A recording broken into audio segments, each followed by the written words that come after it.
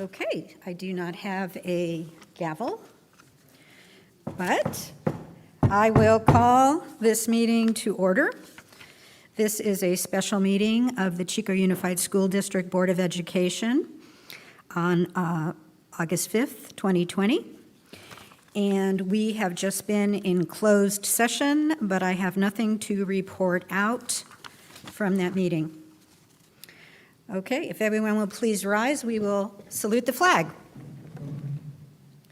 I pledge allegiance to the flag of the United States of America and to the republic for which it stands, one nation, under God, indivisible, with liberty and justice for all. Okay, we are going to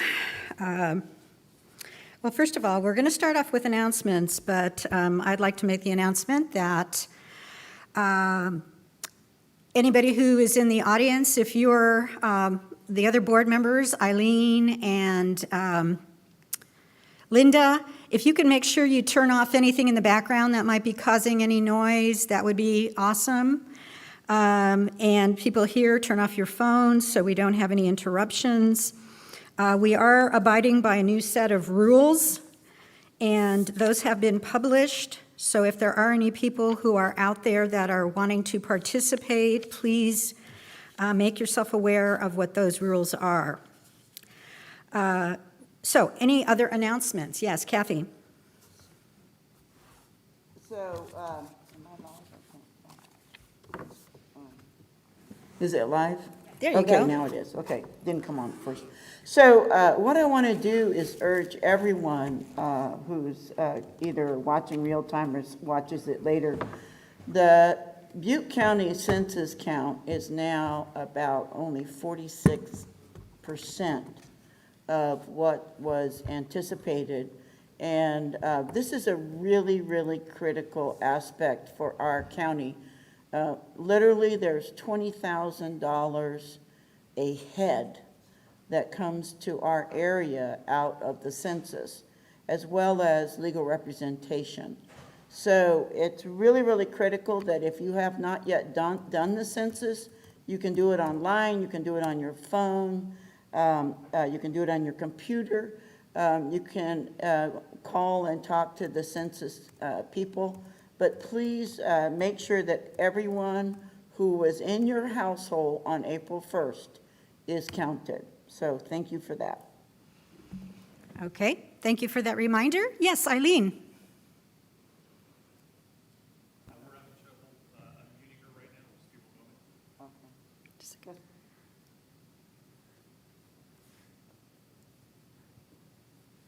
Will someone chat at her and let her know that we can't hear her yet? She can hear you, instructor. Okay, well, Eileen, we couldn't hear anything. You were still muted. So we're having that technical difficulty. Is that okay? No? Can you hear me now? Oh, okay, you're good now. Okay, I know that the move was done to shorten the census and end it early. Do we know when the cutoff is now? I believe it's the end of October. I forgot to look up the exact date, but it was extended. It got pulled back a little bit. So I know it's October. I just don't know exact date. Sorry. Thank you. Okay. Anyone else with any announcements? All right, seeing none, we're going to move on then to our consent calendar. Are there any board members who would like to remove items or pull items from the consent calendar? Yes, Linda. Yes. Liz, I'd like to pull 5.1.3. Okay. Any others? No. Okay. I thought there was something to be pulled for having to do with, We did have 5 contracts under 1.2 related to field hockey that were pulled. There are no outside group activities allowed currently in our county due to the COVID restrictions. And so those were pulled. Okay, so do we know, right off the bat, I was just going to look to see what number that was.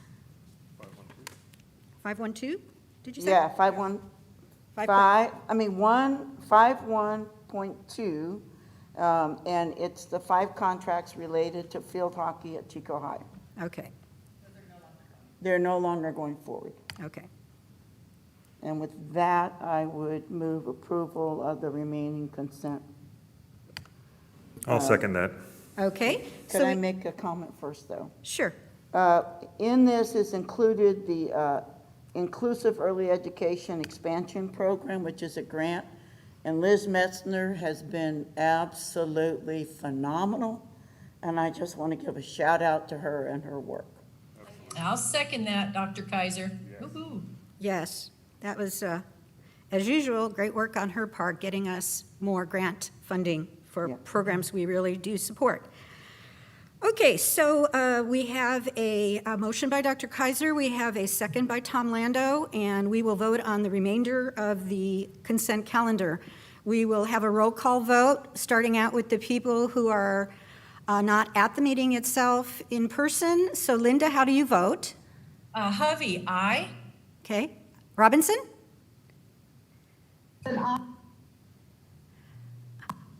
Oh, there it goes. My unmute feature is lagging very far behind, but my vote is aye. Okay, thank you. Tom? Lando, aye. Okay, Griffin, aye. Kaiser, aye. All righty, so the remainder of the consent calendar passes unanimously. We have already discussed the fact that item 5.1.2, having to do with the approval of contracts that are relative to field hockey, are being pulled. As to 5.1.3, was it, Dr. Kaiser, was that yours? No. Nope, that was me. Oh, Linda, I'm sorry. Yeah, that's okay. I just had a few clarification questions. These are probably for Mr. Baltima. Okay. So my first question on this approval for these expenses for the distance learning, have we already received these learning loss mitigation funds? And if not, when are they anticipated to arrive? Yes, we have not received the cash yet, although we have received confirmation on the appropriation. And as a reminder, most of these dollars are under the CARES Act, but specifically, we are receiving almost $7.3 million related to Senate Bill 98 that is really being titled Learning Loss Mitigation. So the reason we bring this forward to the board is really asking for broad authority to spend these dollars as quickly as possible.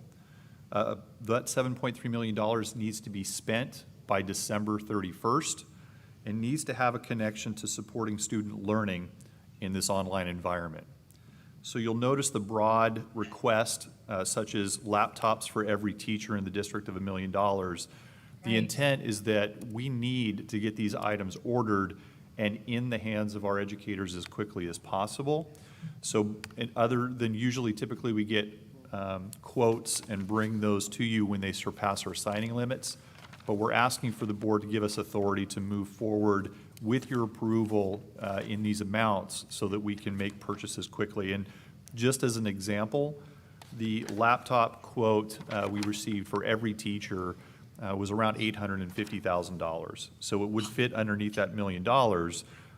But the supply chain has been interrupted with the COVID-19. And so even if we get those ordered today after your approval, it will still be probably right around the start of school or a couple weeks after school starts that we'll have those in the hands of our teachers. So the intent behind this is an acknowledgement of needing to spend the dollars as quickly as possible, but pointing out these are the areas in which we would plan on spending the money. We will bring the contracts back to the board for ratification so you can see what we've actually purchased. Thank you. Thank But you. that was the intent behind this agenda item.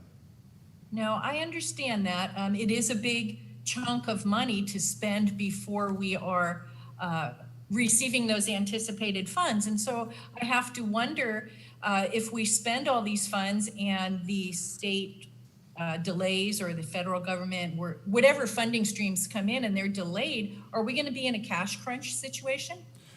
Cash flow? I think in the current year, 2021, we're already going to be in a cash crunch situation related to deferrals, so. Right. The my issue, though, concern. is typically we don't see reduced cash positions until November, mainly Right. before we receive those tax receipts that we get in December. Correct. However, we do expect this cash to come in the door in September. Okay, So we do think that our reserves are sufficient, that even if we spend these dollars now, we'll have enough cash to make the purchases and not really require a tax revenue anticipation note, to be Okay. issued earlier. So we think the reality, and this is the challenge, is these dollars were promised earlier, and frankly, the appropriations took some time to get information to us, and then we know we have the start of school. So, Exactly. the challenge is, and if I'm a teacher, I need PPE, I need upgraded technology. I absolutely understand. I need these things to do my job effectively and safely, and so that is the intent behind these dollars. And we do have the cash reserves to do it, so that's why we're bringing it to you for approval, to get these ordered as quickly as possible. Very good, understood. Looks like there's a question. Okay, yeah, Kathy? So just as a additional comment, one of the feedback loops that we got from the administrative assessment of the superintendent's work was how critical it was that we acted so fast on ordering technology, because other districts could not get their technology. The supply chain has been severely disrupted. I will pick an inane example, bicycles. You can't get a bicycle part globally now because of the supply chain disruption. Because of the pandemic, more people were riding their bikes. Well, everyone is going to online learning, and I think it is kudos to our technical staff and to Kevin's office that they're jumping on this as fast as possible, because I expect many districts are going to find themselves shorthanded, especially with anything related to online learning and or the quality of what we want to give our students and our teachers. So I enthusiastically back this move. No, oh, I agree, Dr. Kaiser. It's not a question for me of what we're ordering. It's all essential. I just didn't want us to be in a position where we were starting to worry about making payroll. So Yeah. that was my Agreed. concern on that. My Right. second question has to do with two of the funding streams on the provided matrix had a little note attached to them that funds are to be shared with private schools. Yes. What exactly does this mean, and does that reduce the anticipated revenue as shown on that matrix? The allocation methodology to private schools is typical of some of the other federal grant dollars we receive, such as Title I. And you may be Right. aware that some of the private schools in our area receive Title I funds based on their enrollment or attendance. So this is consistent with that methodology, because these are federal dollars through the CARES Act. Charter schools, however, will receive, we believe, their own allocation. It would not run through us. But private schools would, and it would reduce the amount you're seeing here based on those allocations to the private schools, but it's not substantial. Okay. It's not a large number of students that are attending private schools in our area, and so it's not going to have a major impact to the dollars that are available for these other things that we I do. had exactly the same response, and I appreciate you bringing it up, Linda. Yep. Very Yeah, good. that was one of the questions that was answered ahead of time too. So that information did go out. But the thing is too, that you also don't know exactly what the methodology will be on apportioning that, correct? We do now, but the challenge was back when the CARES Act was originally approved at the federal level, then it had to go through the state, and then there was we were waiting for direction on how the appropriations were done, and there's really 3 different methodologies based on ADA, based on your unduplicated count percentages, And then there's a third methodology as well. So we're aware of what those are now. But I would tell the board and frankly the community is we didn't get this information until July. And as Linda points out, we're not even getting the cash until probably September. So we're in a little bit of a limbo. We're stepping out as Chico Unified, recommending that we order these things now, one, based on the known allocation, that we are in fact going to receive these dollars, and then just knowing we need them to start school effectively. Absolutely. Yeah. Absolutely. Okay, so, There's no other questions. I'd like to move approval of 5.1.3. I second I'll that. second that motion. okay. All right, so we, Kathy and I seconded it. okay, so we have a motion by Linda Hovey. We'll have a second by Dr. Kaiser, who I heard first. And any further discussion? Any comments from anyone out there in viewer land? I have a second question. Kevin, you mentioned when the money is coming in September, the private schools, now that we know what their allocation might be, what is the timeline for getting an allocation to them? It's very quick. Once we receive those cash dollars at the county treasury, we allocate those to the charter, or the private schools, per the methodology we use for Title I and those other programs. So it'll be very Thank quick. you. The only thing I just informed the board, one of the items here, and probably the largest item, is for ViewSonic. That is the technology that has now become a standard in all of our classrooms. It's a computerized screen, it has a computer built in. The quote we've received on that to really complete all of our classrooms with that technology is about $1.3 million, so it's under that 1.5. There's over 350 of those that would be installed. But a couple things just to note there. There's certainly professional development that has to be provided. The installation of those will take some time, but we just think it's an excellent opportunity to provide teachers another tool, whether they're online or whether they're in a modified traditional model, that will really be a benefit, not only at this point in time relating to learning loss, but will also benefit the district in a longer period of time. So anyway, we just want to point that that's one of the items that's listed here. Yes. Good. Okay. Let's take a vote then. All those in favor, please say aye. Aye. Aye. Aye. Okay, that passes unanimously. All right, we will move on then to our discussion action calendar. Yes. Do we need to formally move 512? Move what? We just, 5.2, we did. That is 5.12. Sorry. That is what that was. Just to clarify Tom's question, the 5.12 had a multitude of contracts. The one contract With was the- removed that okay. was related to field hockey. Okay. Yes, we passed that on. Okay, so we, wait a second. Okay. Okay, but, yeah, We did 1 and 2 together, that's what we did. 5-1 and 1. let me just go back and double check on here because, We pulled 5.2 because of the field hockey Yeah. We contract. just pulled those contracts. right, Yes. but did we vote? So did we ever move Did we the ever rest of vote on the rest of it? 5.1.2? We did as part of, the motion was to Yes. consider point 1 and 2 together. The contracts were pulled prior to the meeting for the field hockey. And so when we did our consent approval, we approved everything under 5.2 with the exception of those field hockey contracts. That's how I understood it. I'm sorry, Linda, what did you say? That's how I understood it as well. Okay. Oh, okay, because I think I understand what you're saying, Tom. I'm not sure we voted for 5.1.2 minus those contracts. Yeah, Yeah. because I saw the motion was made.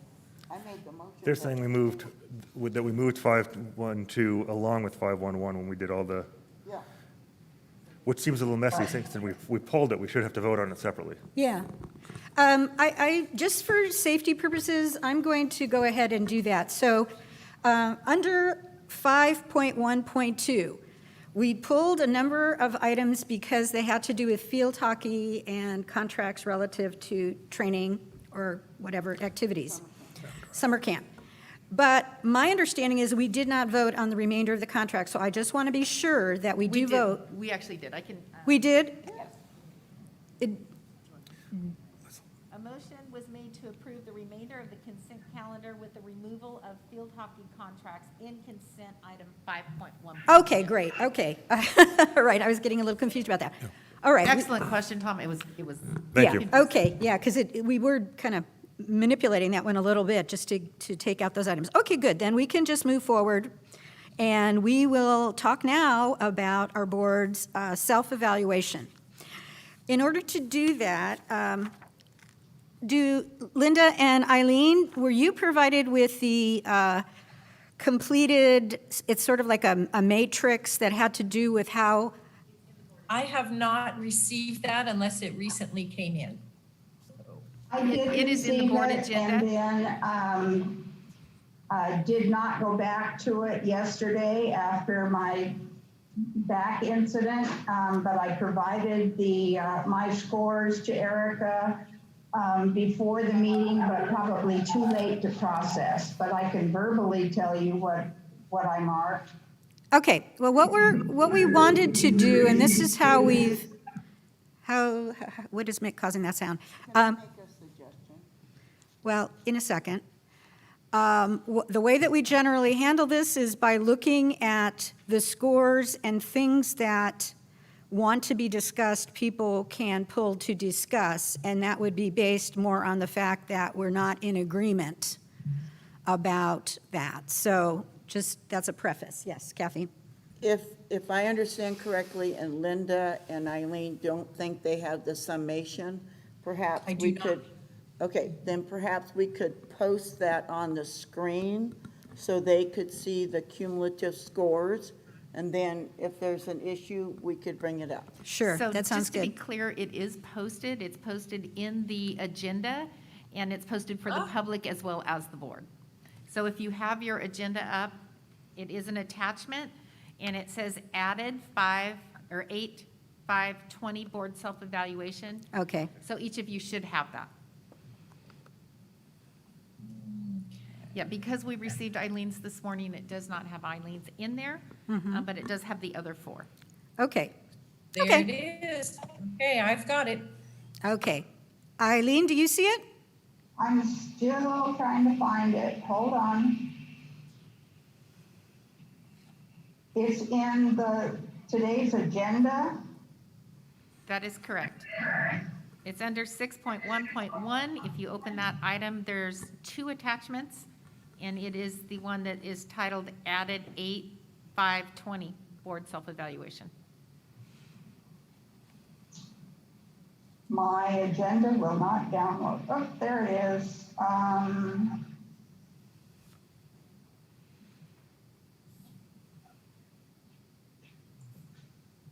No, I still,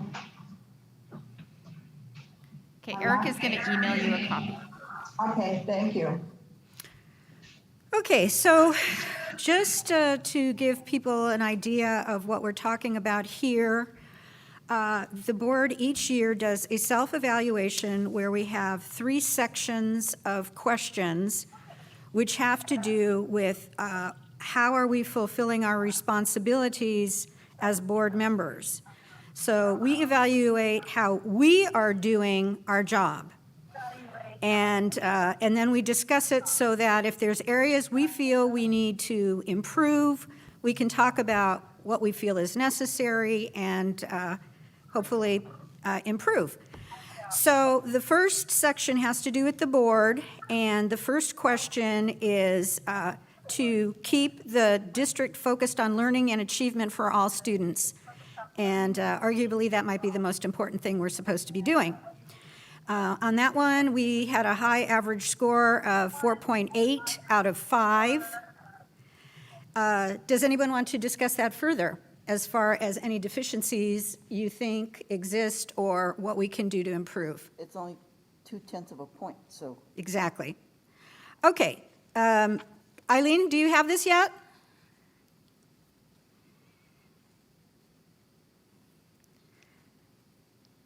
Eileen, have you received this yet? Eileen, you'll need to check to your mute. There you go. Yes, okay, now my mute's off. Yes, I have received Erica's email.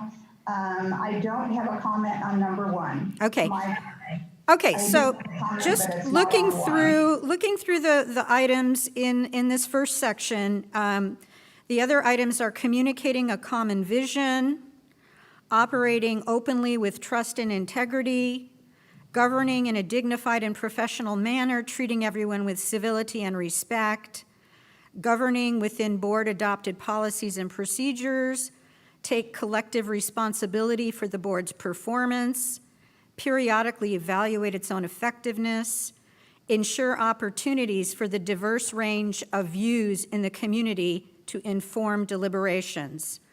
Okay, so is there anyone who'd like to make a comment about any of those items? Yes, Yes. Kathy. So I'm referring to the collective comments that were given, and which notes that in both 1.6, 1.7, and 1.8, all of those have been impacted by our inability to actually meet in person due to the virus. I think that we all would have appreciated the chance to have more of the public's actual feedback to us, and we haven't been able to do that directly. Certainly, we had a tremendous number of emails and comments from parents and teachers and staff, but I do think that's a realistic commentary. Okay, yes. Eileen, did you have a comment? It was on the same lines that Kathy just commented on number 8. Just to add weight to what she's saying, I not only am I sorry about the past breakdown because of COVID, but I think as soon as we are able to bring the community into our deliberations, we should really do I don't know about better job, but do a significant job at letting people know that they are now able to participate and how they can go about doing that. It's so important because moving forward, not only are we going to have to deal with the impacts of what's already happened, but we're going to be in this distance learning and in and out of the situations, and we need to be able to hear from our community as much as possible. Okay, yes, Tom? On the same note, I think the last couple of months and certainly the last couple of meetings have definitely provided us with some chance to reflect on how we communicate and how we interact with the public. I would like to give kudos especially to staff and the board for putting these new guidelines in place for how these virtual meetings are going to be run, as those will be for the foreseeable future. We can do better. We know that. Eileen was saying that we are going to have the public involved later. We have the public involved now when they need to be. And my mask refuses to stay up, so I apologize. But it's important to recognize that the public can still be involved now, and we need to continue to work on new channels to get their input in a way that we can use that data to inform what we're doing. And I thank you to the staff for working on that already. Appreciate it. Okay, any other comments? Linda, anything to say?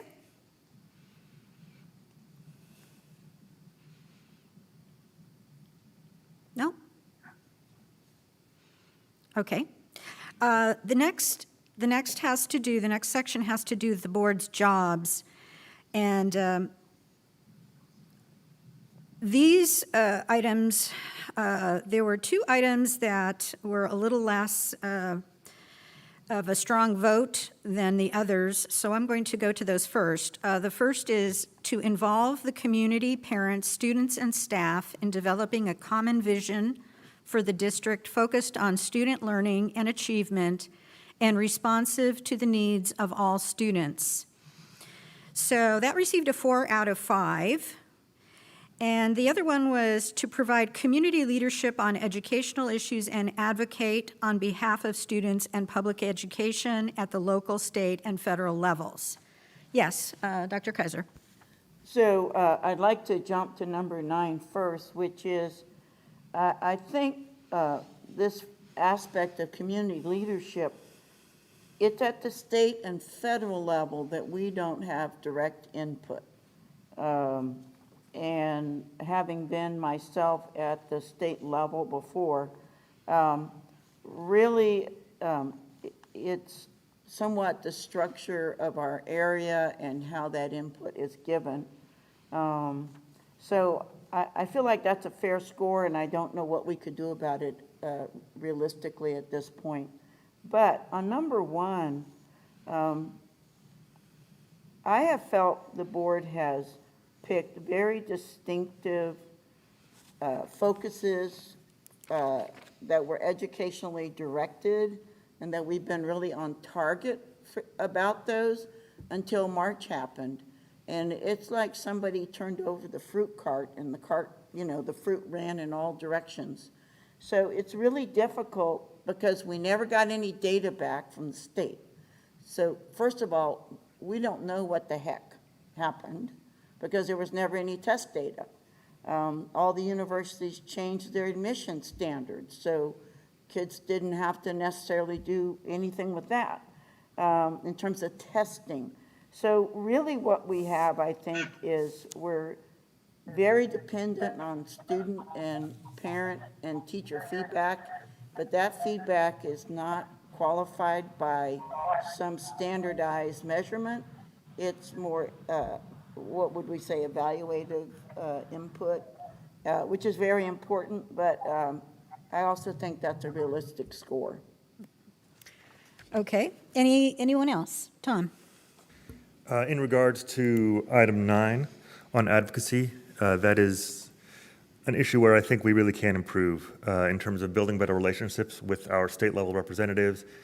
We don't do a lot of communication with the assembly or and the state administration at any level, and that's something that we could look at perhaps even in terms of a workshop.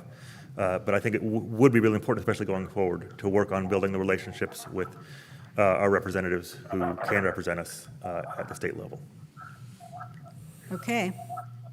That issue has been every year that I've been on the board. That has been one where we have scored lower, usually than all others.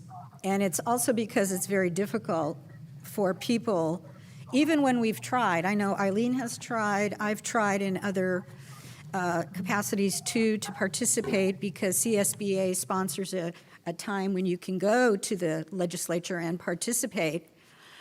But it's somewhat disappointing, and from my own personal experience, it's discouraging because you oftentimes are met with not the legislator, him or herself, but one of their young, very young people who are working for them, and you are asked to explain very complex issues in a very brief period of time. And so it's rather discouraging because you don't really feel like it's worthwhile. So figuring out another way to make that happen, that would be ideal. I've actually attended workshops at CSBA conferences a couple of times on how to improve that advocacy. And to be honest with you, none of them has really been very effective. So we'll continue, and maybe we will get creative and come up with some ways to make our efforts more, productive, I suppose. The next one is other items were adopt, evaluate, and update policies consistent with the law and district vision and goals. We do that frequently. Maintain accountability for student learning by adopting the district curriculum and monitoring student progress. That received a high score. Hire and support the superintendent so that the vision, goals, and policies of the district can be implemented. That received the highest score of 5. Conduct regular and timely evaluations of the superintendent based on the vision, goals, and performance of the district, and ensure that the superintendent holds district personnel accountable. We have done that. It's been a little bit more difficult this year because of the COVID and the fact that we did not get data, in which to help us evaluate that. Adopt a fiscally responsible budget based on the district's vision and goals, and regularly monitor the fiscal health of the district. That also has a high score due to our great staff that works on our budgets and our finances. Ensure that a safe and appropriate educational environment is provided to all students. Once again, this is a challenge with the COVID situation we have, but also scored high. And establish a framework for the district's collective bargaining process and adopt responsible agreements. That received a 4.5. We also have interest-based bargaining, which has proven to be very effective in creating an amicable and cooperative environment with our bargaining units. So anyone else have anything they would like to share about those other items that were contained in Section 2?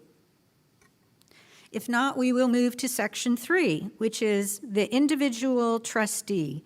And this has to do with each one of us looking at ourselves and asking whether we fulfill these responsibilities. Keeps learning and achievement for all students as the primary focus. Number 2, values, supports, and advocates for public education. Recognizes and respects differences of perspective and style on the board and among staff, students, parents, and the community. Acts with dignity and understands the implications of demeanor and behavior. Keeps confidential matters confidential. Participates in professional development and commits the time and energy necessary to be an informed and effective leader. Understands the distinctions between board and staff roles and refrains from performing management functions that are the responsibility of the superintendent and staff. Understands that authority rests with the board as a whole and not with individuals. Any questions or comments about that? Yes, Kathy. It actually got produced as a comment on the separate page. I just am concerned in the context that we do have an election for 2 positions in November, and I don't even know if CSBA will be able to actually meet in person, because it's the first week of December, and it's typically in extremely high population areas where the COVID has even been more devastating than in our own. So my concern is not about any member of the board. My concern is that we're going to be in an incredibly difficult time period to get additional feedback, data, potentially access to educational leaders, if in fact CSBA is forced to be in an online venue. Now, I'm also a trustee, or was a trustee, it just came off, for the League of Women Voters, and they had to have their national convention on Zoom. And so our elected representatives to that literally had to do it online. They had positive feedback, but again, we think about what does it mean when you have thousands of board members all on Zoom trying to, learn from each other and put their input in. So I just think that this will be a very particularly difficult time period for current trustees and certainly for any new trustee. And I hope that we can keep the focus on trying to educate one another in the space that we have. Okay. Certainly that is going to concern us, and we won't know probably for another while. But that is supposed to occur in Anaheim this time around, and I believe Orange County is greatly affected. Oh, yeah. All right, so any other further comments about the self-evaluation? Do we want to take any action with regards to any of the items that gave us pause? Other than doing a little bit more research or trying to figure out how to contact some of our state and federal representatives, that's always an option. But other than that, I don't see that any action is being asked for right here. So do any of you want to seek to request action? Yes, Eileen? There, now I'm unmuted. Just an FYI, I have continued to communicate to both Mr. Nielsen and Mr. Gallagher, and they must get my emails and phone calls, but I don't receive comments back. Mm-hmm. Disappointing. I did have comments returned from Mr. Nielsen up until about a year ago. So I don't know what the demands on them have been that may have changed their ability to respond, but not getting any communications back to me. Yeah. Although I continue to Yeah. send it to them. And I know you have been the one person who really has been consistent in trying to do that, so I think we all appreciate that. Okay, so seeing no other request for action, I'm going to move on to the next item that we have, and that is whether we need to make any adjustments or modifications to our governance handbook. And this comes up for review every year. And we have done a few little modifications here and there. However, I personally did not find anything that I wanted to see changed or modified or added. So I would ask that if there are any board members who would like to see something happen. So yes, Dr. Kaiser. So on number 7, which is about the periodically evaluating its own effectiveness, the second bullet there says, ensure meeting agendas provide for a sound order of business and facilitate maximum focus on matters related to student achievement. I actually just want to single out our professional staff, Tim Karras in particular, because he has been phenomenal in helping not just the board, but our teachers to understand the data that we, up until this year, that we had gotten back, in which analyzed student achievement on the standards-based test starting in 3rd grade. We don't have that this year, but I think his assistance has been really effective, and I think that's something that we have done extremely well. And I just hope that we will have the ability to have data sets that we can, again, get effective information from and facilitate the understanding of our teachers. Both high schools have moved forward in their status with their testing on essential learning aspects of the students, and that's really positive. So I think on both schools, we are in the top 20 in the nation, So I really do want to recognize the professional efforts of our staff. Thank you. Okay, yes. Thank you. One of the things I didn't think about checking through my handbook was whether or not the changes that we just made to make participation in our Zoom meetings clearer. And do we need to also adjust anything in the handbook in order to accommodate that? And I'm sorry that I didn't print it out, and so I can't now at the last minute review it. It was just a... Yeah, I don't believe those are there. But It I has- don't think there's any specific reference It- to how the meeting yeah, is conducted either. On page 10, it has board meeting management. And, yeah, these are more generalized type of things. They're not the exact, instructions on how the meetings are conducted and what rules we're going to follow, so, Okay, yeah. then we're fine. Okay, anything else regarding the governance handbook, or do we want to, we do have to take a vote to approve it as is? I so move.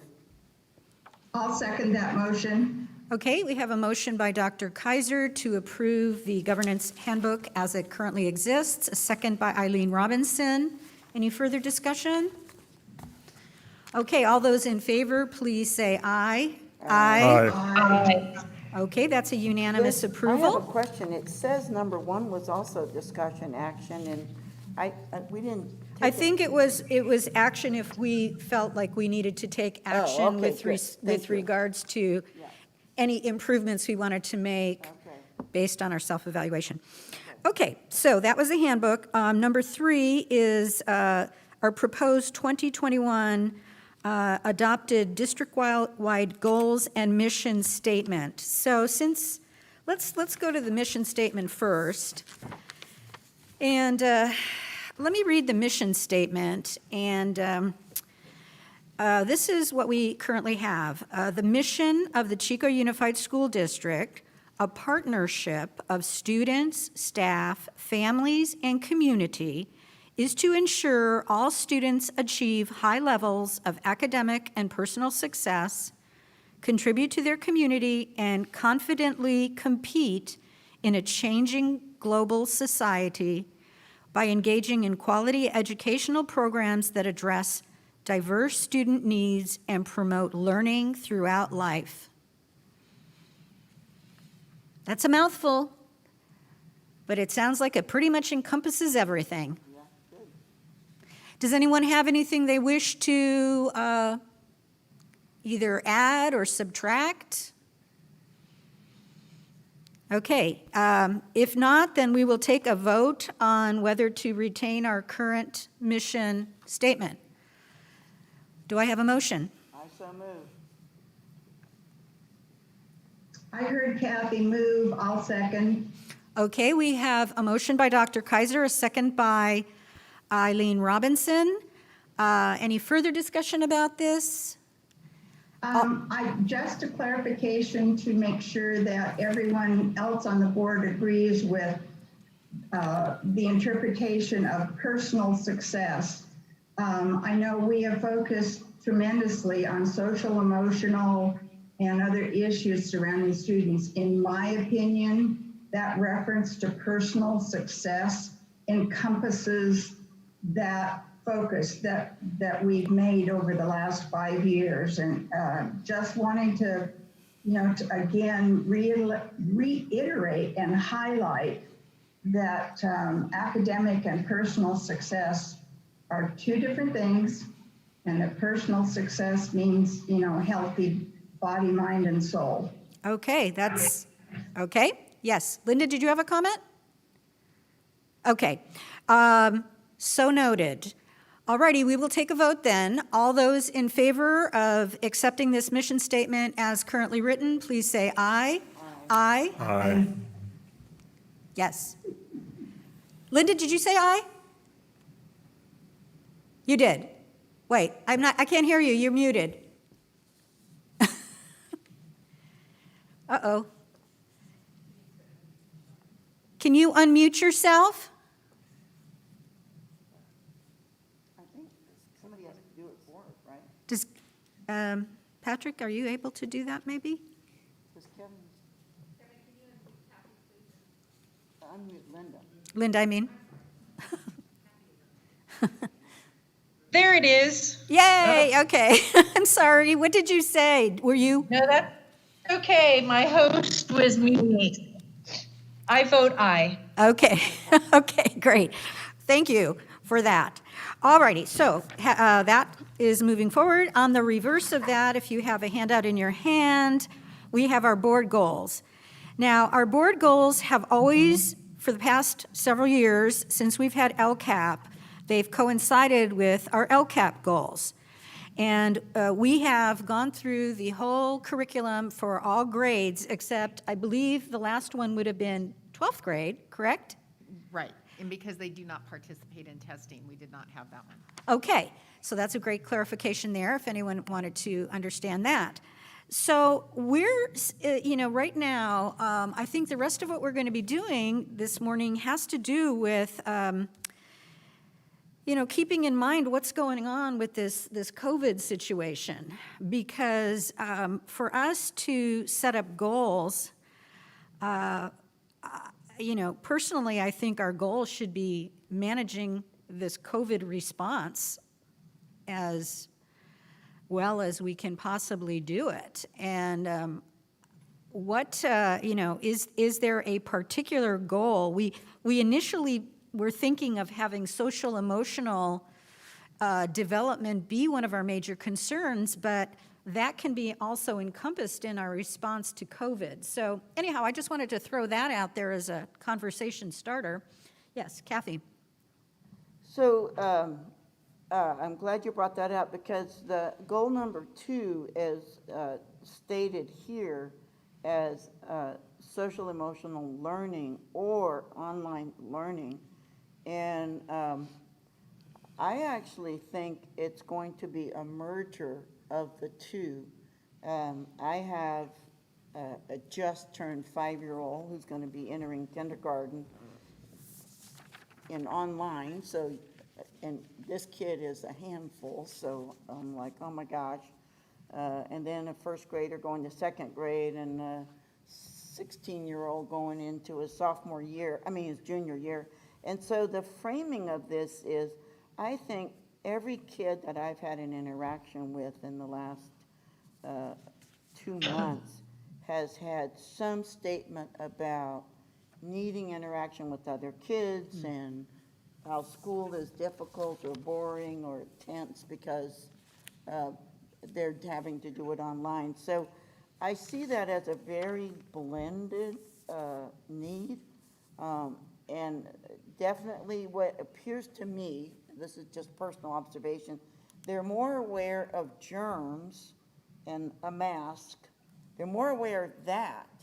What they are missing desperately is social interaction. So I do think it's a really critical need. I'm just not I'm not sure how to state it as a goal. Okay, yeah, Kelly. Let me put a little framework around this. Sure. So what we have done in the past, and we really appreciate the board's support in this, is that we have taken the 5 goals that are outlined in our local control accountability plan. And those are the goals that we get community input from, we get input from our school sites, and we really develop our whole school year around the achievement of those goals. The Lcap has been postponed, but it is not going away. We still will be responsible for achieving the goals. So if the board could look at, and what you have done previously is adopt the goals as outlined in the Lcap, and then each year the board develops a very specific focus goal. And the reason it is under goal number 2, it does not have to be there. It was just there previously because we had such a focus on the curriculum and instruction and assessment piece. So at this point, since we've completed going through and aligning our curriculum, instruction, and assessment with the state standards, that will be ongoing. I mean, obviously, we're always going to have to review, buy new textbooks, buy new materials, but we've gone through the process of alignment. So now, there was lots of discussion last year, especially as a result of the campfire when we were looking at the social emotional needs of our students. So it really looked like we were headed towards having an overarching goal for the district of social emotional learning. Since then, now we've had the COVID, and that also puts an emphasis on the social emotional needs of our students, but it also has brought forward that we have some holes in our educational process as it pertains to distance learning or online learning. So really, you're being asked to do 2 different things: adopt our long-term ongoing goals for the local control accountability plan, as well as then identify, if the board so chooses, a area of focus for the upcoming year. So hopefully that provides some clarification. Okay, yes, Tom. Thank you. So, excuse me. I think that what some of the other board members have said holds very true. These are both goals that kind of come together under the heading of our response to COVID. I think that moving the social emotional one down to goal number 5, improving school climate, makes a lot of sense. I'd also encourage the board to just adopt the language of, say mental health as well. It's okay to say that, right? I mean, we're saying social emotional. What we mean is all of our students have been through 2 huge traumas in the last 2 years. We're worried about them, and we have a cause to be, and we need to support that. And I mean, there's no stigma just saying, yes, social emotional learning, but also just providing resources to make sure that everyone has what they need to get through the K-12 education in one piece. So I would not be at all opposed to adding the words mental health in there if we needed to, or if anyone else were interested in doing that. Yeah, I'll hold it there for now. But I Okay. think both goals are reasonable. Okay, yeah, and, we're asking a lot, through this distance education that is going to be required now, we are asking a lot of parents. We are just asking a lot of parents. There's a lot of parents out there that, do not have teaching experience, that, may be very, very busy and, you are just asking them to take on a whole new role that they've never, thought they'd have to do, and, create a learning environment in their home. There's a lot there. You're also asking a lot of teachers because, teachers are, they're there as teachers because they love working with children, and I'm sure a huge part of it is seeing the children's responses and reactions, through whatever they're learning about. I mean, it's an exciting type of process. And when you have this all shifting to online, it really takes away from that. And I can imagine that teachers might get a little discouraged and demoralized because they're not having the contact with their students that I'm sure has, at least as I recall, has really made it all worthwhile. So, I think us checking in frequently on how are things going, that has to be one of our real focuses. How are things going for the students? How are things going for the parents? How are things going for the teachers? And that's going to take up a lot of our time, and I think we have to be open to that. Part of what we're doing today, too, is setting up workshops for the future. And I almost hesitate to put a bunch of things on our schedule because I think we have to stay open to getting back frequently to discuss this with one another, to check in and make whatever changes might be necessary to improve things. So, I mean, it's a drastic change that we're going through here, and it's going to affect and impact everyone. And, like what you said, Kathy, kindergartners, for sure. How about, seniors in high school and, all these things. And we're basically tasked with making this all workable. So that's what I want us to think about. Yeah, Kathy. I have a suggestion off of what Tom just said. So, and I do think that these goals are not segmented aspects because they really blend, but maybe, because I don't like or as a goal too, maybe we could say the district focus is on improving or attaining effective online learning, and then down in number 5, improving school climate via social emotional learning and health. I just don't think we should have an or in the middle of a goal. So I agree. Yeah. Are we really focused, Eileen, just a second. Are we really focusing and discussing this as online learning, or are we referring this to as distance education or distance learning? We made the transition to online learning Yeah. just as a way to differentiate between the activities that took place in the spring. Okay. And where we're headed now, but Okay, so you would like, we want to use the phraseology online learning? Yes. Okay, I just want to clarify that. Yes, Eileen, I'm sorry. Yeah, just to expand on some of the input, I actually, in my notes, had a little bit of a different phrase on the focus goal, but it was basically targeting the social emotional learning. But I put the word evaluate in, and now I'm thinking that that's not appropriate, that how we accomplish the goal is not what needs to be stated in the goal itself. So I don't like the or, because there's they need to be two separate focuses. And how we accomplish evaluating whether or not we're doing a good job there is part of what we're tasked with doing. And I agree with the comments about leaving some of our board workshop topics open, because we have huge revamps, reevaluations, taking a look at what's working, what's not working, and making changes to make sure that we're doing the best we can with what we've been faced with.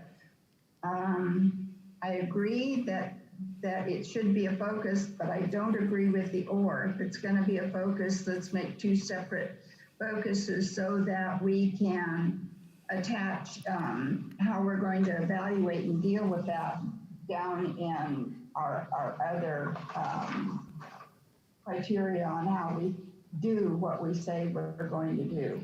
And Eileen, just to clarify on that, we put or in because we had heard from board members' interest in two very different areas. Previously, the board has asked us to focus on one goal and make sure that we accomplish that one goal. So the or was there for discussion purposes only. It was by no means something we wanted the board to adopt as is. This is a draft document. Well, you got my opinion. May Okay, I make a comment, suggestion? yes. So I fully agree with everything my colleagues have said, but I wonder about goal number 3, if perhaps we could include the distance learning in the support of high level of student achievements in a broad range of courses and distance learning. That seems to be a good place to slide that in. I agree that we don't want to have an or, but we could have an and or an including, support high level of student achievement in a broad range of courses, including online learning, Yeah. and social and emotional support. Okay, I see Something- where you're going, Tom. So yes, 2 goals are unusual, but these are relatively unusual times. Yes. I do think that as we address both of these goals that it sounds like we're leaning towards doing, we need to ask staff to think really carefully about a framework to support parents. One of the big complaints we got is that parents don't, necessarily Agree. want to Yes. be thrust into the role of teachers. To that end, I think our targeted case managers are going to be really, really critical here. And again, I Yes. don't want to drill down too much into the technicalities at this point, but whether or not we're involving them in professional developments or supporting TCMs as much as we possibly can to get support and some modicum of instructional practices to the parent and take some of the load off of those parents is going to be really, really key. It's also something I'd like to make sure we're talking with our parents about, not just their communication with the students in terms of instruction, but from my background as an independent study teacher, you have to, especially up front, really work with parents to make sure they know what their role is. And it is going to be a little heavier and a little bigger than it has been, but at the same time, we want to make sure they've got a structure for where they can go to for help, so that we're not putting as much on the parents as we did last year, and they know exactly what their resources are.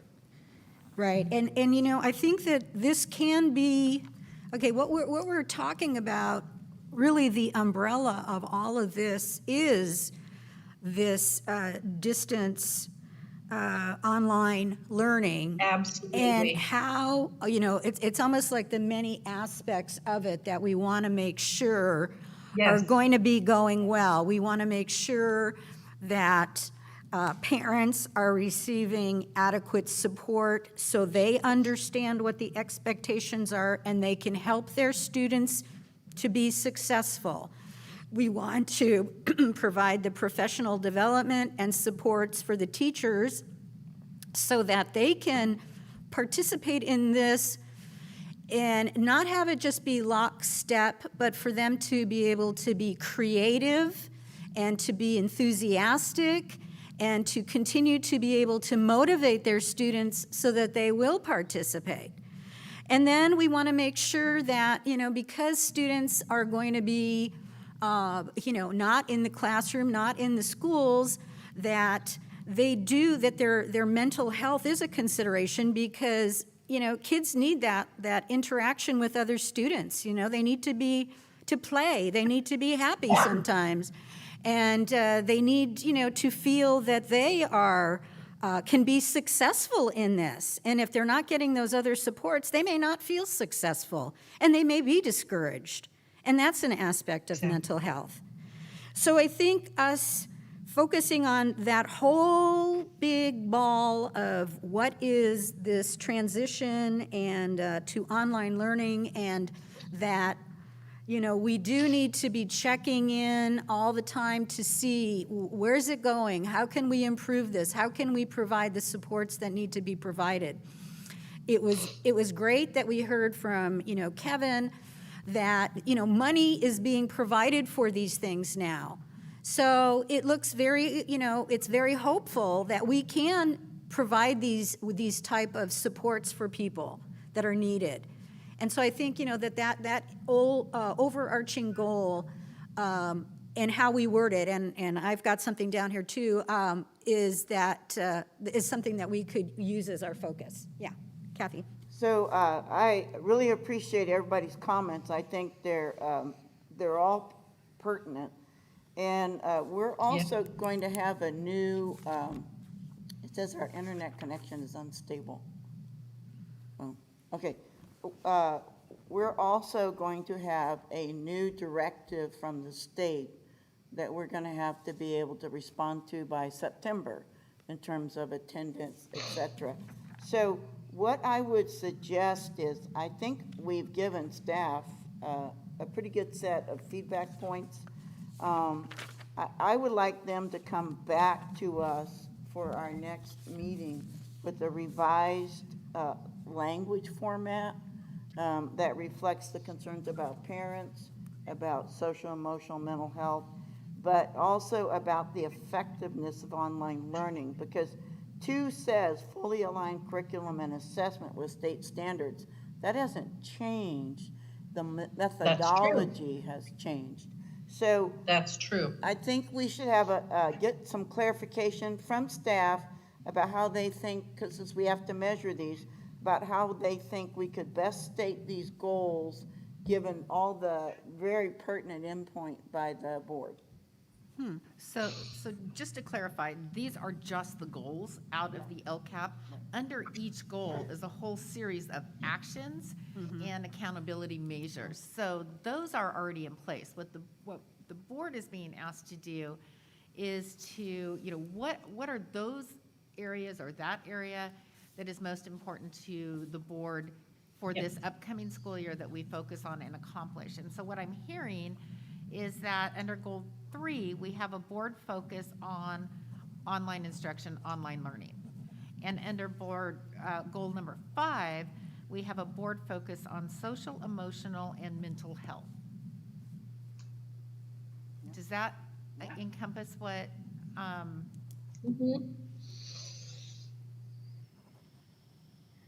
And then as we do with all the other goals underneath those, through our Lcap document, we will address how that happens and how we expect to measure that.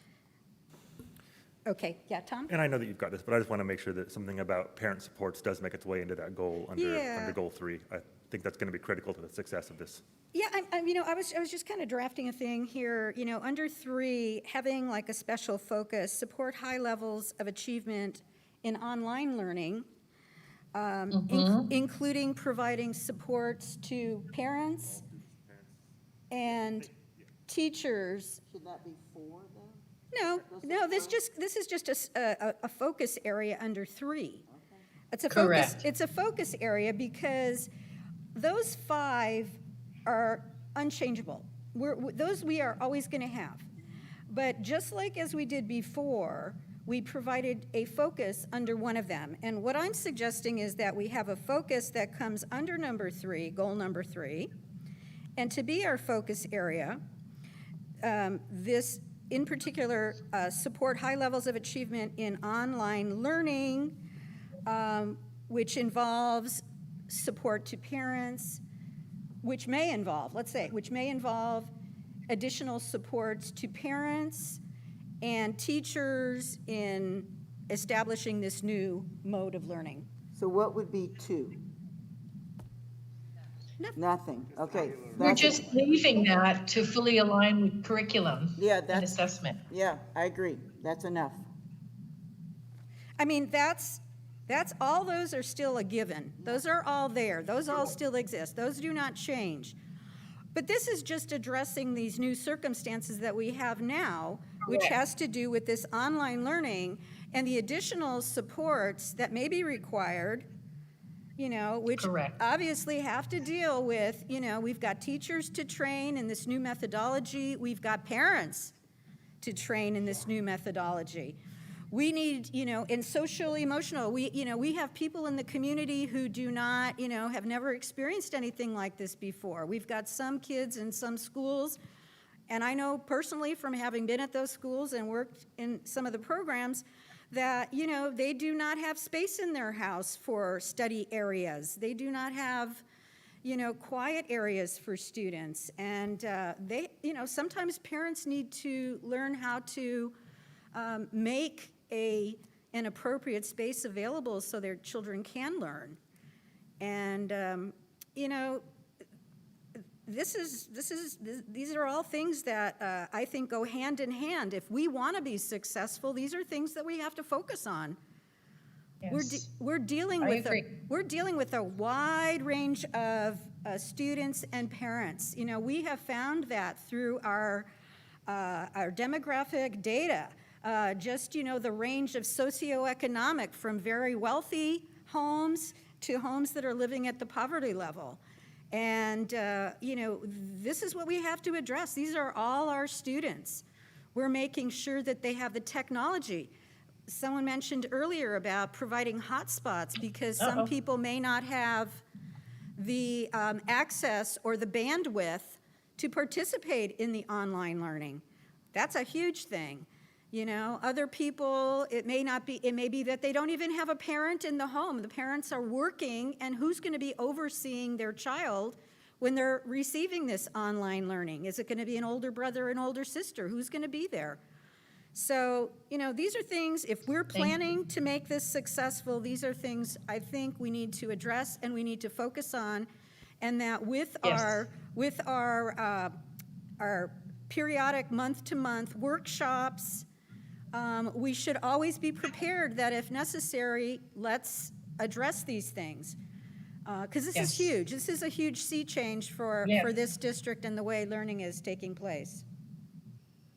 Yes, I agree.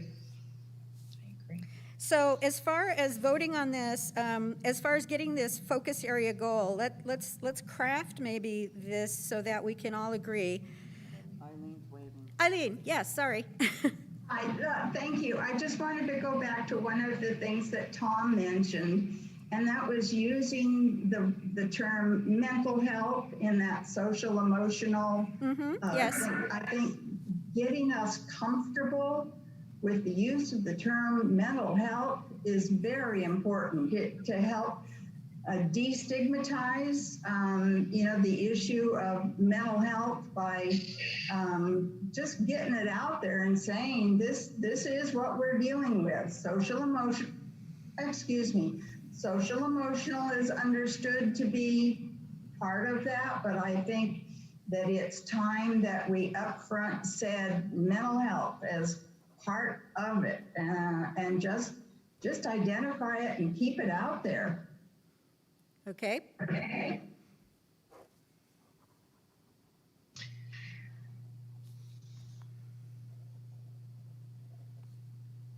Are we going to recraft some of the wording on Yes, number 3? Well, okay. may I make Yeah, sure.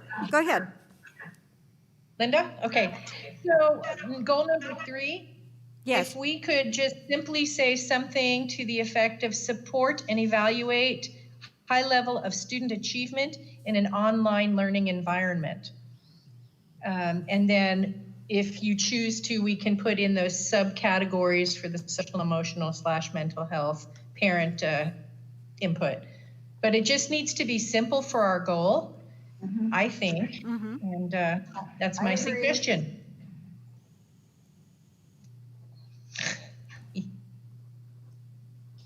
Okay.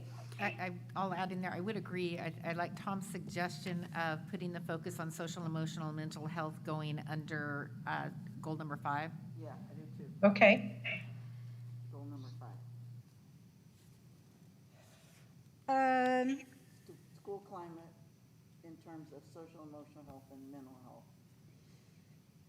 health. Okay, well, let's talk about that a little bit. Okay, just taking from what you said, Linda, this is one of the things I crafted, okay? And, you don't, okay. Support and evaluate high levels of student achievement in online learning, including providing needed parent and teacher supports and mental health resources. Perfect.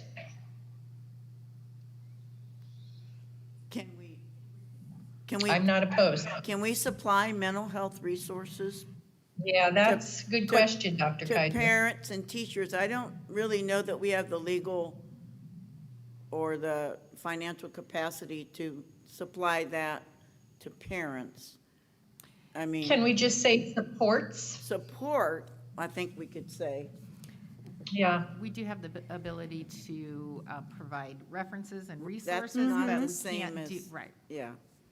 Because, Well, yeah, because this doesn't say providing the mental health supports, it says mental health resources. So I don't know, because the county has stated that the access to even telemed has dropped dramatically and their resources are dropping dramatically. So I just think we just want to be, cautious in terms of the breadth of what we're saying. And I'd almost like to leave it broader in the way of support, because maybe we want to add something else. We spoke about tutoring pods earlier. So, I'm not sure that we want to just limit to the mental health supports well, or okay. resources. I'm sorry. Okay, so let's try this one on for size.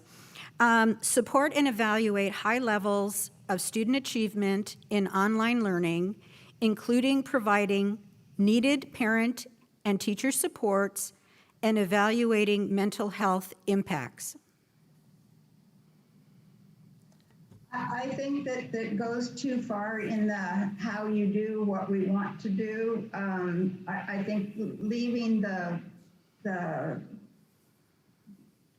leaving it as simple as possible and then specifying how we're going to do that in our action plan. Oh, Yep. okay, Yep. Agreed. okay. So you want to, which part do you want to just chop off? Do you want to just, Linda mentioned, language that just added, after support high levels of student achievement in a broad range of courses, including online learning. I thought that you leaving it that simple was good. And then under 5, improve school climate, including social, emotional, and mental health, period. And not define what that means. okay. Okay, well, I'm sure some of us, want to see the inclusion of mention of parent supports and teacher supports. There's 4. That's in number 4. What do you mean that's a number 4? No, I agree with you on that, Liz. I'd like to see that as well, but I don't want to limit us. in just saying specifically like mental health resources. That was my concern.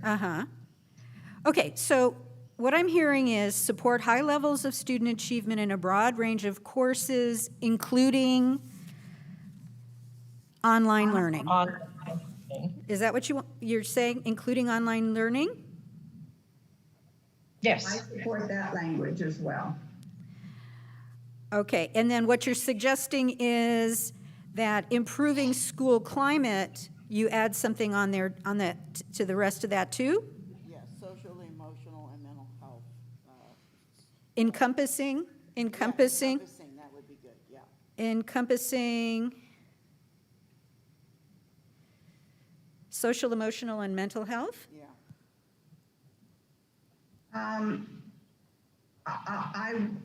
I know that school climate is a very broad definition that includes bullying and feeling safe on campus. And so if we're going to go into the adding the social emotional, I'd like to see it kind of separated as part of the school climate definition, because I think school climate is still should be defined as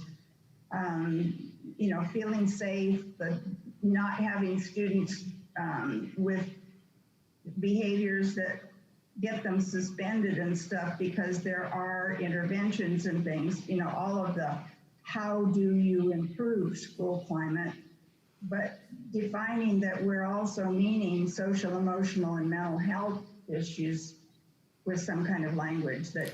Well, you could just say including social, emotional, and mental health. That doesn't take away or alter the definition of social climate as it currently exists. Yeah, I like the word including without. Okay. So I am going to jump in here. So those 5 goals are the exact wording from the state for our goals for the Lcap. So, to add on to those and adapt those is going to cause difficulties for us with the template from the state.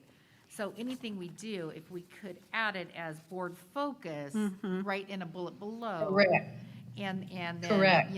support high levels of student achievement in an online environment, whatever the comment. We'll Okay. just add it below as a board focus goal. Okay, so you could have like that be 3A, something like 3A, right? And then you could, In 5A or 5, right, like a 5A. perfect. Thank you. I really feel like we need to have this brought back to us by staff where it's corrected and So- visually clear. So here's my concern with that. We are starting school on August 17th. We do not have another board meeting prior to the start of school. And I really would like us to be able to be clear on what our goals are. And I think we're there, right? I mean, I think you guys all have a common understanding. We're just struggling with the wording part. Yeah, unfortunately. Yes. Okay, yeah, I don't want to stay on this, any longer because, yeah, but you know what? We've kind of gone around in a big old circle. And, basically what we want is just, what is the district focus going to be? We're going to keep these 5 goals as they exist and as Kelly said, because this is Lcap and it's the state language. Yes. So we're not going to change any of Yes. that. And so we would have, 3A and 5A, which would be, but like I say, we like to have just like one focus area that we're focusing on, a focus area. And the fact that, we could have a focus on providing, effective online learning, which encompasses student mental health and academic progress, those are 2 things that's it. So, I mean, that's the focus. And I don't know if you want to go back and forth anymore on the language, but that could be the focus area, and that's 1 sentence. Under Yep. 2. You might even add parental and teacher supports in there that you were talking about earlier. That is our focus, is under that number 3. And I'm in agreement with you, Liz.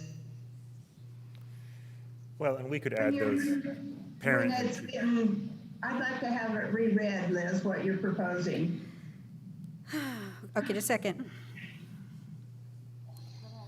Well, I think the interjection here, and I'm sorry to break in, is, I think what Kelly's trying to say to us is, we can't really change a lot of this wording, Exactly. because it's coming from the state.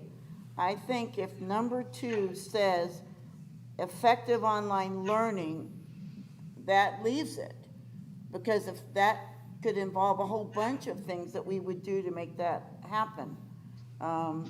And the issue of student climate and using the term including, I think that's fine. But anything else that we start adding is going to be problematic, because we're, again, dealing with the state layout. Yeah. So I think we need to leave it literally and just stay with effective online learning. Well, but that in and of itself changes that. So unless you put that as a 3A, No, 2. Correct. That's what I want to do, Liz, a 3A. yeah. I do think it ties in nicely with 3 because our goal in online learning is supporting high levels of student achievement. Correct. So we could do a Absolutely. 3A, So and 2 again, would just be fully aligned? 2 would just be the fully aligned? yes. Yeah. So, okay, so 3A was, the one that was given before was 3A, which would be the district area, focus area, would be support and evaluate high levels of student achievement in online learning, including providing needed parent and teacher supports. Okay, and that could be one, but if you wanted that to be fully absorbing everything, you could add the ending and evaluating mental health. so here is what Erica Whatever. had written down from what was stated previously. Okay, Providing effective online learning that encompasses student mental health and parental and teacher supports. okay, that sounds good. Yep. Does that work? Yeah, that sounds good. So once again, it's my hero. How does Liz, that, could you please repeat that? I couldn't hear it well. okay, can you read it again, please? You bet. Providing effective online learning that encompasses student mental health and parental and teacher supports. I think the wording was from you, Perfect. Linda. Thank you. Simple. Okay, how do you feel about that, Eileen? Yay, Erica. Yay, okay, I'm in favor of that. How about you, Tom? Yes, that works. Okay, Kathy? Okay, all of us are in favor of that. So did that actually require a motion? Yes. Okay, so that is the goal, and I hope everybody heard that. Otherwise, we can repeat it again. Do I have a motion to adopt that? I'll second that. Okay, motion by Dr. Kaiser, second by Tom Lando. All those in favor, please say aye. Aye. Aye. Okay, hallelujah. We got through that one. All right. The next thing is going to be workshops. Now, as I mentioned before, I think we might want to give some consideration to leaving calendar time and workshops for addressing some of these things that may come up in regards to the online learning. Absolutely. I agree. That said, seeing as we just did adopt a focus area around online learning and social emotional support systems, it might make sense to plug those in relatively early so we can make a plan. So I do want to, Yes. Thank you, Tom. if I can interject here, our September meeting, by the state deadline, we'll need to focus on the learning continuity and attendance plan, the other Lcap we now have. And so Tina has asked that we set time aside then to do that. I agree that there's no, I mean, it's, our data set is due to the state by September what? 10th? 18th, I believe. 18th. Okay, so we don't have a choice about that. I think the context of what happens on the 7th or the 4th of, 7th of October, 4th of November has that potential. But I really think, since we haven't even seen the absolute demand structure, what they're going to give us, that we've got to leave that one open for that. Okay, so that's required on September 2nd, but let's go back. Everybody has their list of suggested topics for workshops, and maybe we should tackle it this way. Let's look at that list. Tom just mentioned item number 1, which is, social, emotional learning and student support system. And number 5 as well, which is the online learning, distance learning. Okay, I would- so that's kind of a combination of those two, right? I think we can still break them out. My personal preference would just be for us to pen in online learning right away on October 7. Thank you, Tom. I absolutely agree. Yeah, with my I do too. suggestion. Okay, I do so, too. so that Put would, that into October? so that would be number 1. That would be the first one, and that would be October 7th. Yeah, Correct. Okay, so that would be, we'll just put that in there, online learning. then I would suggest that the social emotional learning and student support might be combined with number 2, because I think that our need both legally from the state, but also internally, is to be able to recognize that different groups may have very different needs in this area, and maybe that can be for November 4th.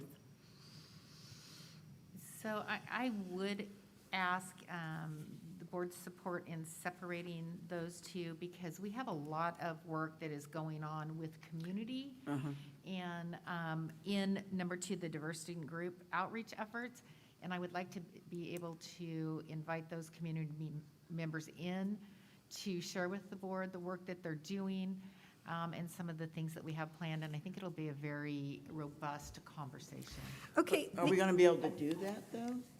Well, I mean, we can invite them in via Zoom if Oh, necessary. okay. Sorry. okay, well, the other thing that I'm kind of questioning here is I understand the relationship between online learning, and we want to check in with people and see about, how kids are doing, emotionally in this kind of climate, and if they're getting their other needs met, as far as their ability to socialize with other children and that whole type of thing.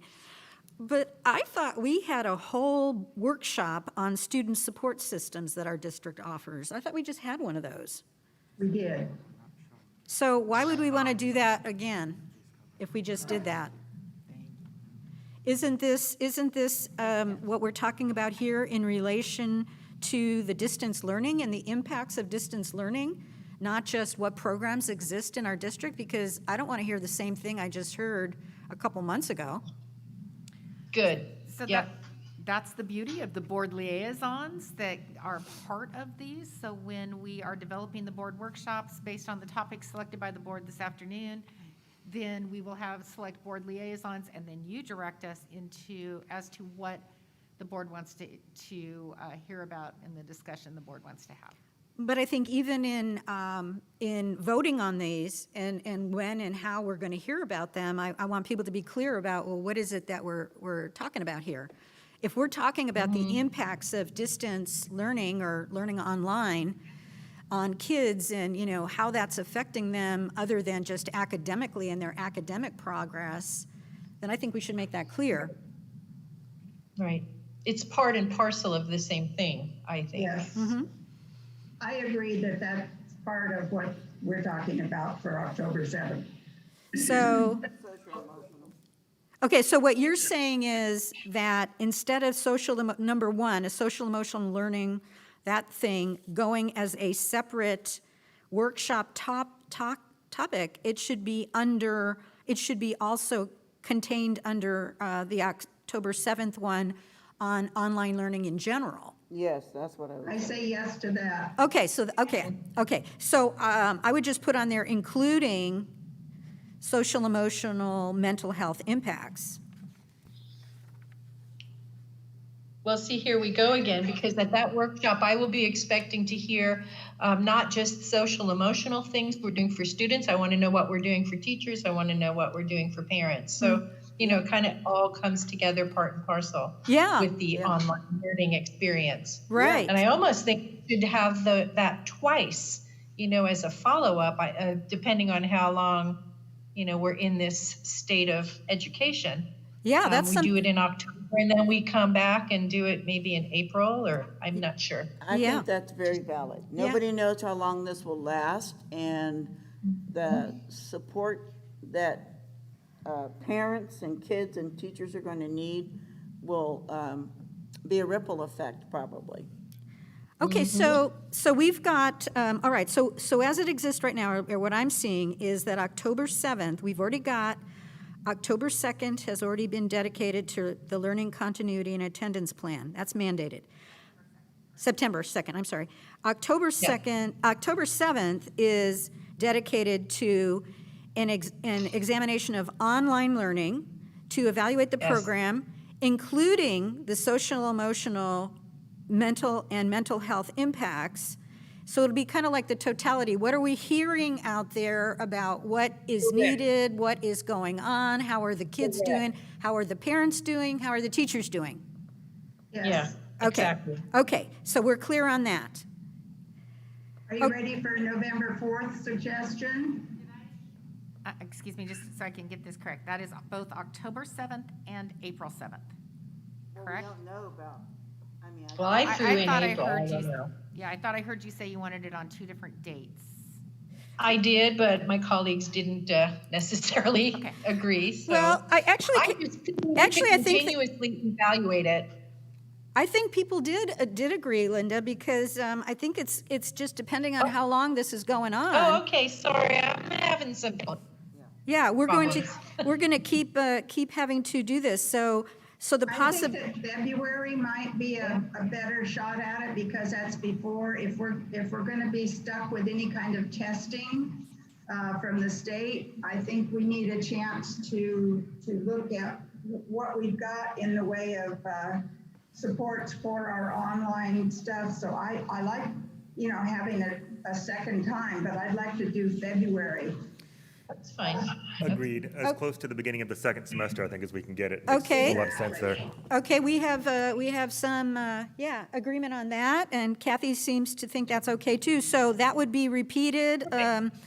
Checking in again on those things would be in February. Okay, so suggestions. Eileen, did you have a suggestion for the 4th of November? I did, yes, thank you. One of the things that, we're all aware of is the struggle that special ed is going through to meet the IEPs and the needs of our students. And so I'd like to make sure that we're hearing back on what successes they've had, and whether or not there needs to be more support or a broadening of support. So I'd like to see the special education program evaluation, not evaluation, but the topic, November 4th. Okay, how does I anyone agree else? with you, Eileen. Agreed. Okay, so you have buy-in from Linda and Tom. Kathy, what do you think? Kathy's good with that? I'm good with that. Yeah, I think that that's going to be a very difficult thing for us because Yes. of, so let's see. And we'll probably know some of the state requirements too on the special ed, because it is going to be different. But it seems as though Mr. Thurmond is singling out a special ed requirements through the State Department. And so by November, we should have some of that information too. Okay.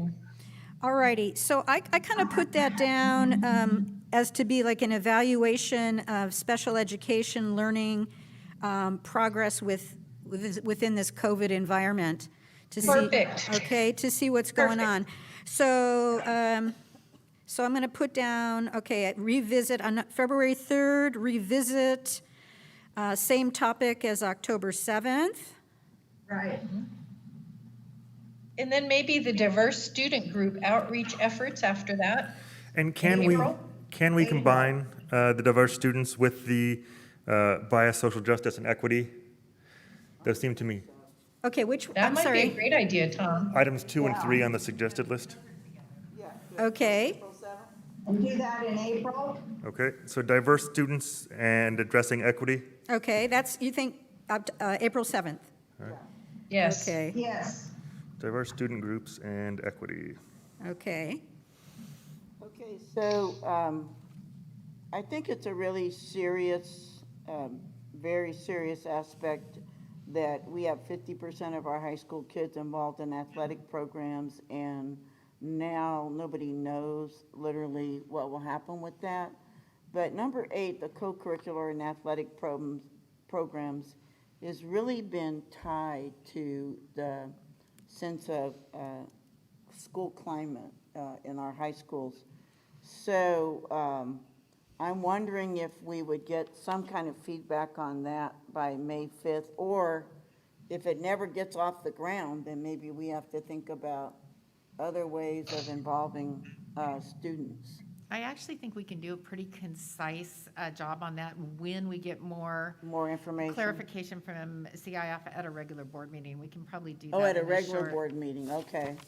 Okay, so then I guess the May 5th would be our technology plan, because it's going to be dramatically different with all the equipment that Kevin's going to get for us miraculously by December 31st spent.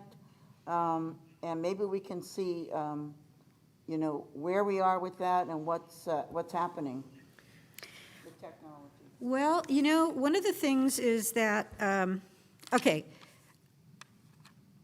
with the budget, how are we going to be updated during all of this? You know, Linda brought up some concerns earlier about the budget.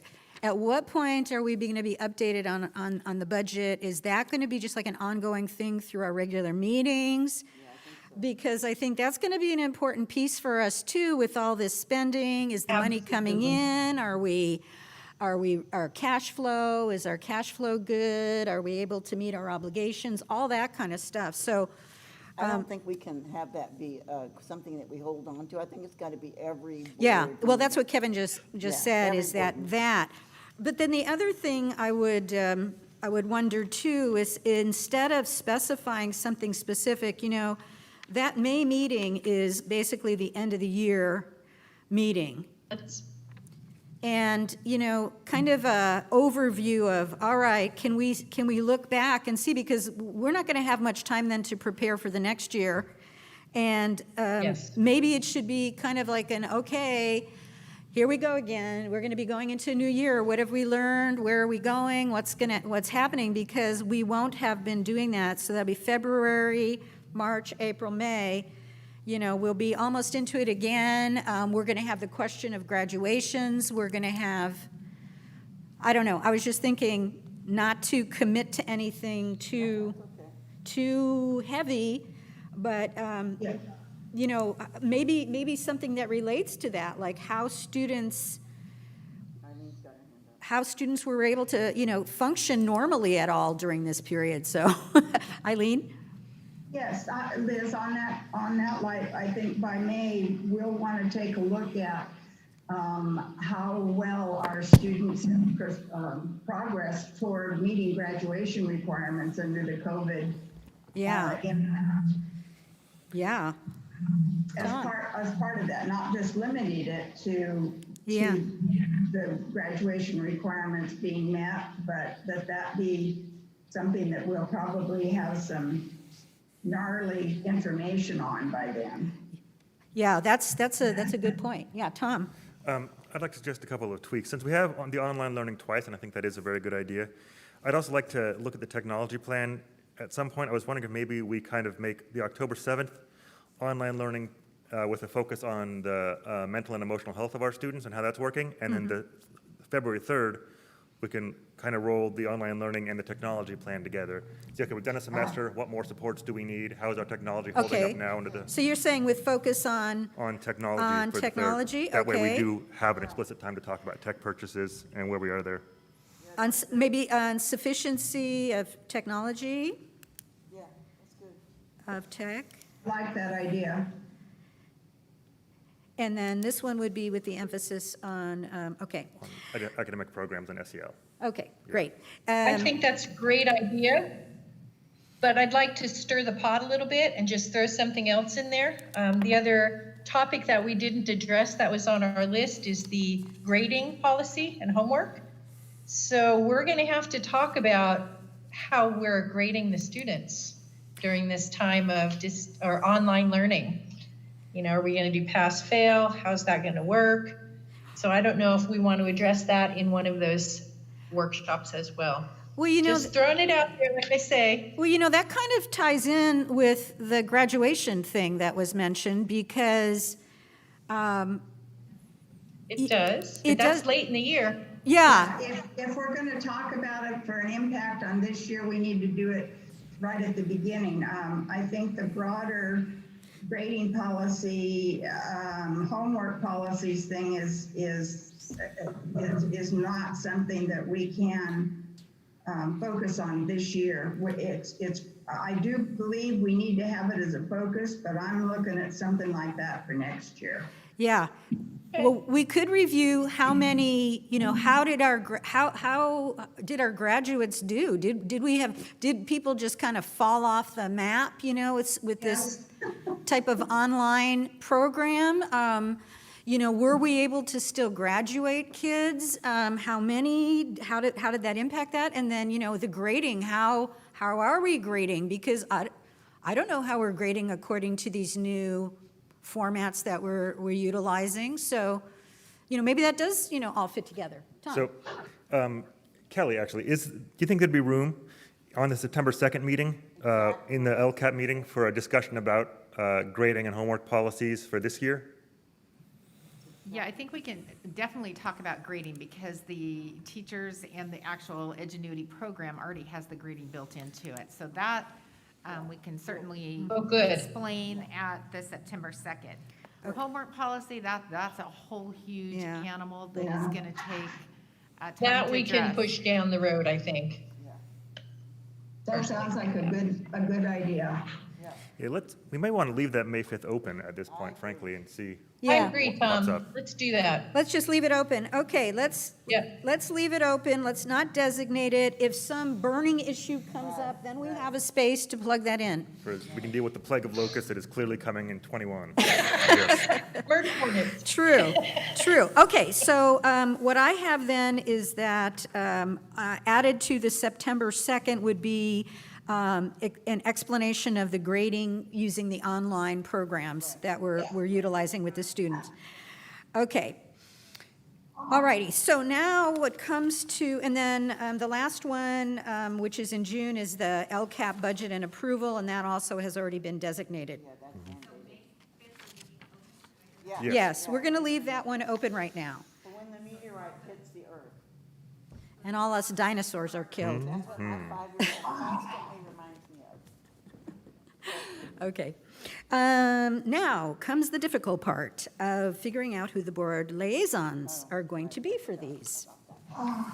Okay, so does anybody have a burning desire for anything they just want to volunteer for right now? Yes, Tom? I would like to be in on that October 7th, the online learning and academics. Okay, so I'm going to put you down. Now, do we usually have two for each? Okay, so we've got Yes. Tom. Tom has already agreed to that. Do I have any other takers for October 7th? Online learning. I'd love to. Is that Linda? Yeah. Linda, you'd love to? I would love to be part of that. Okay, Linda Yes. is also then under October 7th Board Liaison, Online Learning. Can I do the second? This is Eileen, and Yeah. I would volunteer for November 4th and April 7th. Okay, I'm going to put you down, Eileen, for November 4th and what, April 7th? April 7th, right. I'd be happy to do April 7th as well if anybody else doesn't want to jump on it. Okay. Is that, Diversity and equity? Okay, okay? okay, so I'd then, like to volunteer for the special ed okay, so, workshop with okay, Eileen. okay, and Kathy, did you say something that I didn't hear? I want to Does do Kathy even get one? Not yet. September 2nd. Okay, so she wants September 2nd, that's Kathy. Okay. And then February 3rd. February 3rd, okay. All righty, so let's see, okay, so I haven't got one yet, so let me see what else. We need people, someone to volunteer for September 2nd with Kathy, and someone Yes. to volunteer for February 3rd with Kathy. Okay, I will do February 3rd, for sure. And let's see, what else? Gosh, you all guys have two, don't you?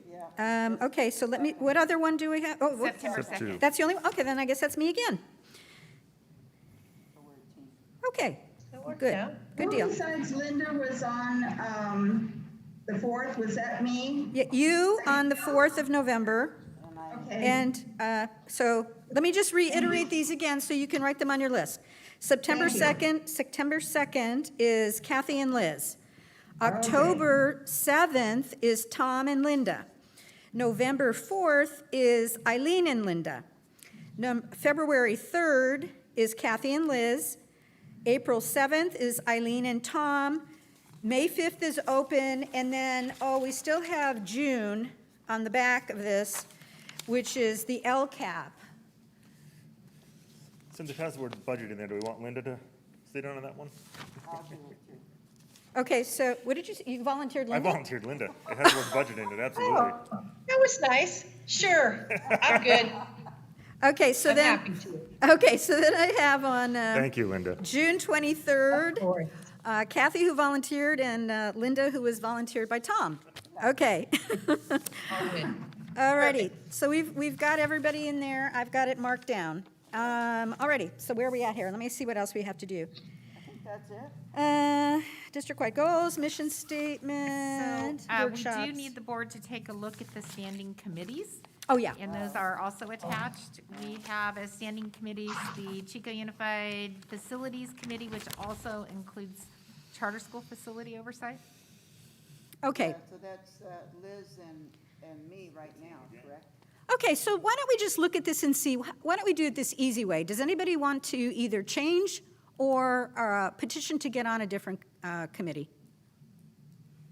Or is everybody happy with where they're at? Happy. I would like to be off of the Athletic Sustainability Committee. This is Eileen. Okay, Okay. you want off, okay. Anything else? Is everybody else good on everything else? Yep, I am. Okay, because what I have Yes. here is for the facilities, it would be myself and Kathy. For wellness, it would be Eileen and Tom. For athletics, then it would be Kathy. For technology, it would be Tom and Kathy. For evaluation of the superintendent, it would be myself and Linda. And Board of Governance and Self-Evaluation, myself and Linda. And that's it. And if we're all good with that, then let's go for it. And that'll be that. Does anybody want to join Kathy Very good. on the Athletic Sustainability Committee? We don't even know how it's gonna go. Yeah, it's a pretty sort of uncertain picture, you know, that, so I wouldn't feel bad if we just didn't have to right now. Yeah, leave the coach on it. Yeah. Okay, so we good then? All right, unless anybody has anything, Officially vote on number 3. It's because it says discussion action. So which is number 3? On the Athletic Sustainability Committee with Randy Gilzine's retirement, Yeah. do we need to designate a different staff person? We already have, that is John Shepherd. We just need to go through and add the staff once we know the topics.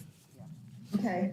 Okay, so I guess just to be absolutely clear, do we need to take a vote on the number 4, approving our workshop calendar? Yes. And our topics, liaisons, and committee assignments? Yes.